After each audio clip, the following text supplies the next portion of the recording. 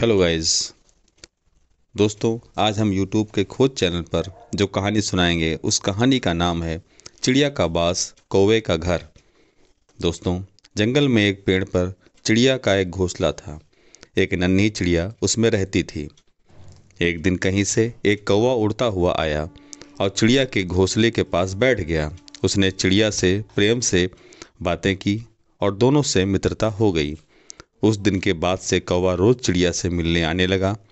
दोनों ढेर सारी बातें करते और एक दूसरे के साथ समय व्यतीत करते।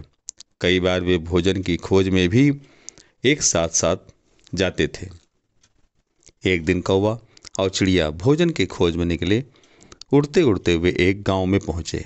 वहां एक घर के आंगन में चटाई पर लाल मिर्च सूख रही थी।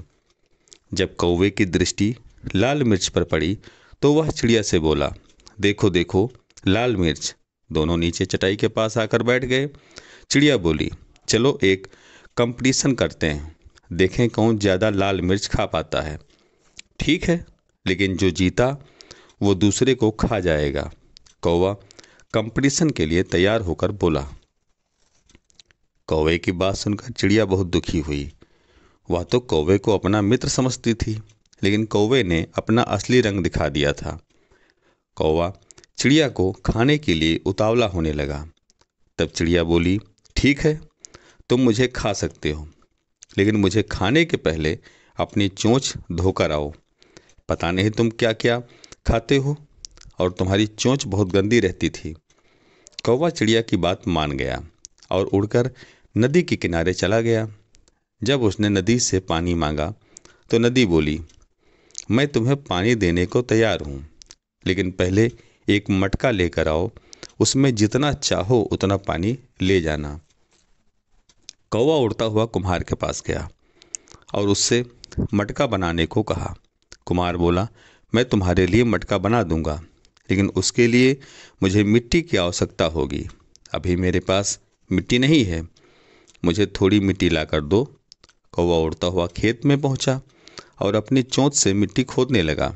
तब धरती उससे बोली, पूरी दुनिया जानती है कि तुम कूड़ा और गंदगी खाते हो, इसलिए मैं तुम्हें अनुमति नहीं दूंगी कि तुम मेरी मिट्टी पर अपनी चोंच मारो। इसलिए यदि तुम्हें मिट्टी चाहिए तो कुदाल लेकर आओ। दोस्तों, कौवा लोहार के पास गया और उससे बोला, मुझे एक कुदाल बना कर दो। लोहार बोला, यदि तुम्हें कुदाल चाहिए तो मुझे आग ला कर देना होगा। कौवा पास ही स्थित एक किसान के घर गया। वहाँ किसान की पत्नी खाना बना रही थी। कौवा उससे बोला, मुझे आग चाहिए। किसान की पत्नी ने चूल्हे में जलती हुई एक लकड़ी निकालकर कौवे के चोंच पर रख दी। आग की लपट से उसने पंखों तक आग पहुँच गई और कुछ ही देर में कौवा जलकर पूरा भस्म हो गया। इस प्रकार अपने मित्र से छल करने वाले कौवे के प्राण पखेरु सब उड़ गए। शिक्षा।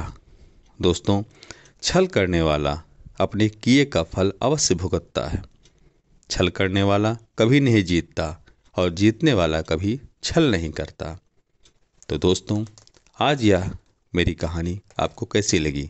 यदि मेरी कहानी आपको पसंद आई हो तो प्लीज़ चैनल को सब्सक्राइब और वीडियो को लाइक अवश्य करें। जय हिंद, जय भारत।